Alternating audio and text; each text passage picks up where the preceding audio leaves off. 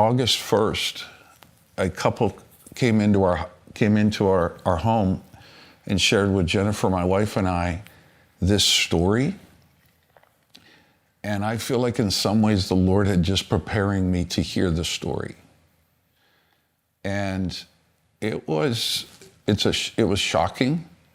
And I did not imagine that Mike Bickle, who I had looked up to and followed and been massively impacted, it was shocking to me to the point where I actually had to go back and apologize because I didn't have a lot of empathy in that first meeting because I was listening to, this is outrageously serious.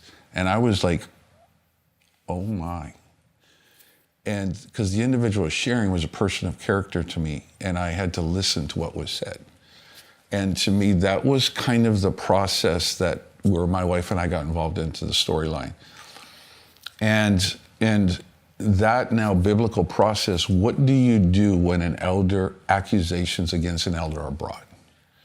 And that's where I went to 1 Timothy 5, and I wrestled with that. And actually, Alan and I had a conversation around that. And we only have this one story, and so there's nothing that we can really move on. So, Lord, and so that's where I reached out to Michael Sullivant and Sam Storms. And I said, there's this allegation, it's pretty weighty, and it's a little bit disturbing. Would you listen to it? And I want to hear what you guys think. And Sam, it actually brought me comfort, because his beginning statement was, well, I don't believe it.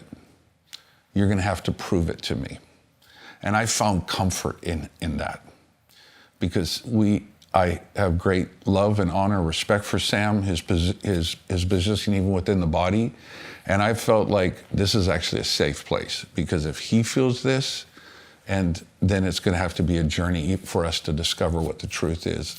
And so it was in that process where the couple shared with the three, Jennifer was on the Zoom as well. And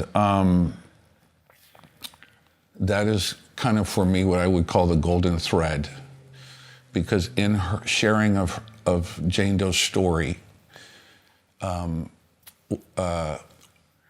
was a time then where Michael Sullivant actually said, I've heard that phrase, Diana's going to die and we'll be married. I've heard that before. And it was at a different time frame. And this is now, whoa. And that would have been late August and into September. And then that is when I feel like it was an orchestration by the Lord, where actually other stories began to come. And so that's kind of how I personally kind of got into this storyline.